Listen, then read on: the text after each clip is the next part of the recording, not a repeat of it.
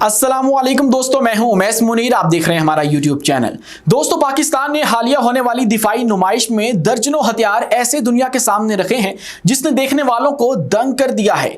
Drones, missiles, tanks, radar सब कुछ मौजूद था, लेकिन इस भीड़ के अंदर 3 ऐसे मोहलक हथियार थे जो कि मैदान जंग में उतरते ही पलक झपकते उसका नक्शा तब्दील कर देने की सलाहियत रखते हैं। आज की वीडियो में उन्हीं हथियारों के ऊपर बात होगी, जिसके अंदर सबसे पहले नाम आता है ऑयलिकन 35mm का।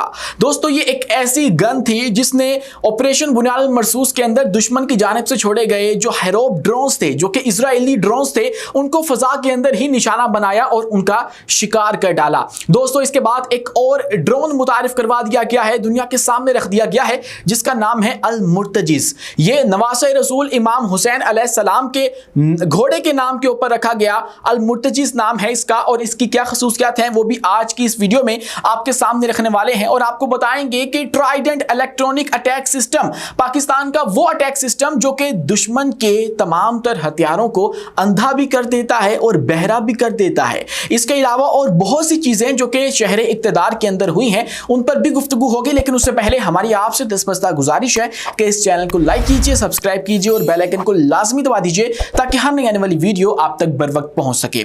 दोस्तों, 14 अगस्त की रात को जो हमारे जंगी तैयारे हैं उन्होंने फजा के अंदर मुजाहिरा करके दिखाया, लेकिन 14 अगस्त का जब सुबह हुई और तब जो स्टैटिक डिस्प्ले हुआ, और वहां पे हमने आपको बताया था कि एक बहुत बड़ी दिफाई नुमाइश का अरेंज किया गया है इस्लामाबाद की शकरपड़िया ग्राउंड के अंदर, और फिर वहां पे हमारी आवाम पहुंची और पब्लिक के लिए उसको ओपन कर दिया गया। और यहां तक कि हमारे बच्चे हमारी गनों के ऊपर, हमारे टैंक्स के ऊपर चढ़ के खेलते हुए नजर आए। तो ऐसे में बहुत से हथियार ऐसे थे जिनके ऊपर गुफ्तगू हो सकती है, लेकिन उनमें से 3 जो कि शो स्टॉपर रहे हैं, जिनका तस्करा, जिनके चर्चे इस वक्त सोशल मीडिया के ऊपर हो रहे हैं, उनका जिक्र करेंगे। जिसके अंदर सबसे पहले दोस्तों ऑयलिकन 35mm की एक twin cannon anti aircraft gun है। ये हमारे एयर डिफेंस सिस्टम का हिस्सा है।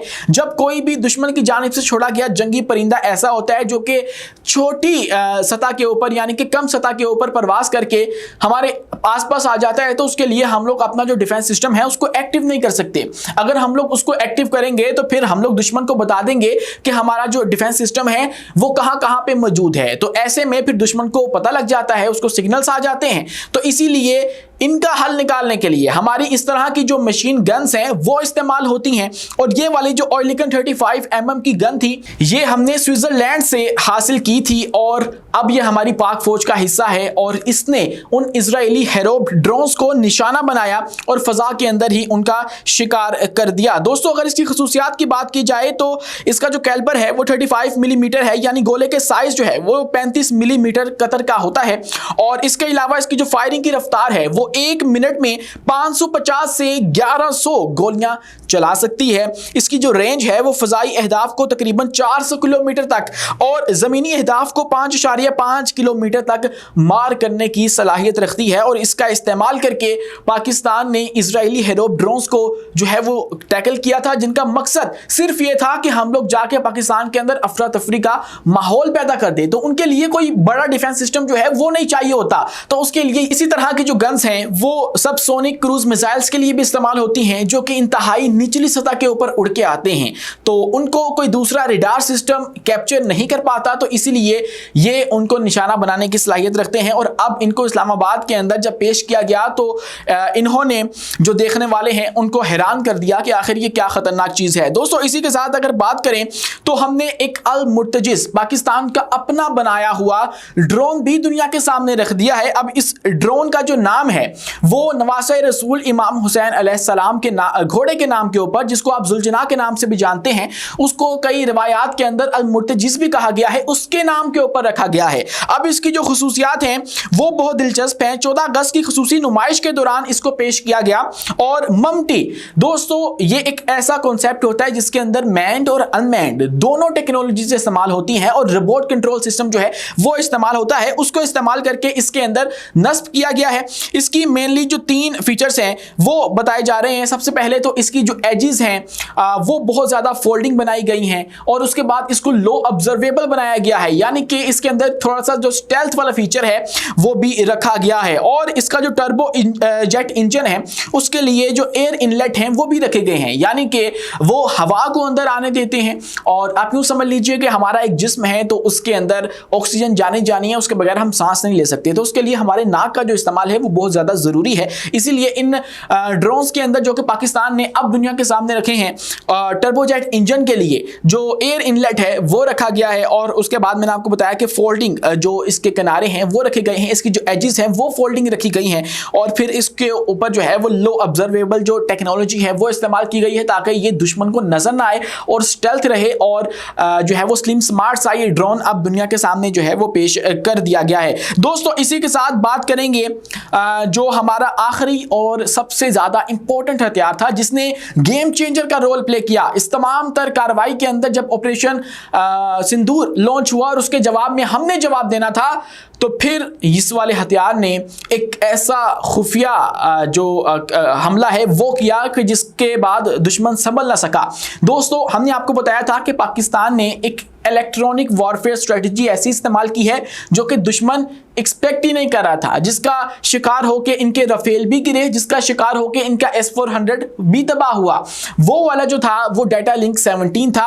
और एक लिंक 17 ऐसा नेटवर्क होता है जिसके तहत हमारे तमाम तर जो रिडार्स होते हैं और जंगी तैयारे होते हैं ये आपस में कनेक्ट हो जाते हैं। तमाम तर अवैक्स जो है वो कनेक्ट हो जाता है और जब ये कनेक्ट हो जाते हैं तो ये आपस में कम्युनिकेट कर पाते हैं। और जब ये बैक वक्त आपस में कम्युनिकेशन कर रहे होते हैं तो फिर दुश्मन को जो है ये जैम भी कर सकते हैं। दोस्तों इसी के अंदर एक बड़ा नाम जो है वो ट्राइडेंट इलेक्ट्रॉनिक अटैक 1 का है। ये एक लॉन्ग रेंज का इलेक्ट्रॉनिक अटैक सिस्टम है जिसको अभी दुनिया के सामने हमने रखा है, नुमाइश के अंदर इसको रखा और इसके बारे में जो चर्चे हैं इस वक्त हो रहे हैं। अब इस काम क्या करता है? काम ये करता है कि ये दुश्मन को एक तो अंधा कर देता है और दूसरा बहरा भी कर देता है। ये अपने अंदर से कुछ ऐसे सिग्नल्स छोड़ता है जो कि दुश्मन के सिस्टम को ओवरलोड कर देते हैं और जब वो ओवरलोड हो जाता है तो फिर उसको समझ नहीं आती कि आखिर मैंने किसके साथ कम्युनिकेशन करनी है, तो फिर उनकी जो कम्युनिकेशन है उसके अंदर इंटरप्शन जो है वो पैदा करता है। और जब उसके अंदर इंटरप्शन पैदा हो जाती है तो फिर ये जो है दूसरे हमारे अटैक करने वाले हथियार जो हैं वो अटैक कर देते हैं और फिर उनको समझ नहीं आती कि आखिर हमारे साथ हो क्या रहा है। बेसिकली ये जो अवैक सिस्टम होता है दुश्मन का उसको निशाना बनाने की सलाहियत अपने अंदर जो है वो रखता है और इसी के इस्तेमाल करते हुए हमने राफेल भी गिराए। इस वाले ने उनका जो राफेल है उसके सिस्टम्स को जैम किया, उनके रेडार्स को जैम किया और उनको कुछ समझ ना आ सकी। तो फिर उसके बाद हमारे जो J-10C हैं उन्होंने PL-15 लगाकर दुश्मन के ऊपर हमला कर दिया और फिर दुश्मन संभल ना सका और इसका शिकार हो गया। और दुश्मन ना तो उसको नजर आ रहा था ना ही सुनाई दे रहा था कि कहां से हमारे ऊपर हमला हो रहा है और दुश्मन की जो हमारे पे हमला करने वाले हैं उनकी पोजीशन क्या है। तो इस तरह से पाकिस्तान ने ये जंग जीती है। और अब एक और बहुत बड़ा जो ऐलान किया गया वो ये था कि पाकिस्तान की एक रॉकेट फोर्स भी बनेगी। जिस तरह से हमारे दूसरे विंग हैं पाक फौज के, उसी तरह से एक रॉकेट वाला विंग भी होगा, रॉकेट फोर्स भी होगी जो कि हमारे कन्वेंशनल मिसाइल को देखा करेगी, उनके तमाम तर सिस्टम्स को हैंडल किया करेगी, उनको इंटीग्रेट जो है वो करके रखा करेगी और जंगी सूरत हाल के अंदर हमारी जो फुर्तियां हैं वो दोगुनी हो जाएंगी। क्योंकि इससे पहले जो है वो पाक आर्मी ही उस सारे मामलात को देखा करती है, लेकिन जब अब उसका अलग से विंग बन जाएगा, उसकी अलग से एक कमांड बना दी गई है, तो फिर अब उसके अंदर तेजी लाई गई है। और ये हमारे जो हाइपरसोनिक मिसाइल्स हैं, सबसोनिक हैं, जो भी क्रूज मिसाइल्स हैं, उन तमाम तर को ये बनाया करेगी, देखा करेगी। हाँ, जो न्यूक्स हैं, हमारे जो न्यूक्लियर हथियार हैं, एटमी सलाहियत रखने वाले हथियार हैं, उनको अभी भी हमारी पाक आर्मी का एक ज़िली जो इदारा है वो देखेगा और उसके जो है तहत तमाम तर चीज़ें जो है वो चलाई जाएंगी। अब ये जो बड़ा ऐलान है वो भी 14 अगस्त के मौके के ऊपर किया गया, जब एक बहुत बड़ी तकरीब जो है वो इस्लामाबाद के अंदर मुनक्कद की गई। वहां पे दूसरे ममालिक की फौजें भी आई और अज़रबैजान और तुर्किया ने अपने फौजी दस्ते पाकिस्तान में भेजे और जिन्होंने आके यहाँ पे परेड के अंदर हिस्सा लिया और उसके बाद बहुत से सरप्राइजेस जो हैं वो हमने दिए। हमने अपने पायलट्स जिनका ताल्लुक हमारे स्क्वाड्रन 15 से है और जिनको कोबरास कहा जाता है, वो दुनिया के सामने रखे हैं, जिन्होंने 6 किल किए, जिन्होंने एयर टू एयर दुश्मन को मारा। वो वाले जो पायलट्स हैं उनको भी हमने दुनिया के सामने रखा, जो कि 2 स्क्वाड्रन से ताल्लुक रखते हैं, जिनका नाम है एक तो स्क्वाड्रन 17 और एक तो स्क्वाड्रन 15, जो J-10C उड़ाते हैं और जो JF-17 थंडर ब्लॉक 3 उड़ाते हैं। इन दोनों को पहली दफा जो है वो दुनिया के सामने रखा गया है। इससे पहले कामरा एयरबेस का दौरा किया था हमारे वज़ीर आज़म ने, हमारे फील्ड मार्शल ने, तो तब उनके साथ मुलाकात की गई थी, लेकिन अब बाकायदा तौर पे उनको एजाज़ात से नवाज दिया गया है और एक बहुत बड़ी तकरीब उनकी शान के अंदर मुनाक़द की गई है। उसके अलावा हमारे जो AVM हैं, जिनकी पूरी दुनिया दीवानी थी और उनकी प्रेस कॉन्फ्रेंस की डिमांड्स जो हैं वो की जा रही थी, उनको भी एक बड़ा एजाज़ दे दिया गया है। तकरीबन बहुत से लोग जिन्होंने इस जंग के अंदर हिस्सा लिया, जिन्होंने बयानियों की जंग लड़ी है, उनको भी अवार्ड दिए गए हैं। इसका तनकीदी पहलू अपनी जगह मौजूद है कि कुछ ऐसे लोगों को भी दिए गए हैं जिनका कोई वाज़ेह किरदार हमें नजर नहीं आया था, लेकिन बहुत से जो मुस्तहिक लोग थे जिनको दिए जाने चाहिए थे, उनको बड़े बड़े तमगे और अवार्ड्स इस वक्त दे दिए गए हैं। इसके मुकाबले में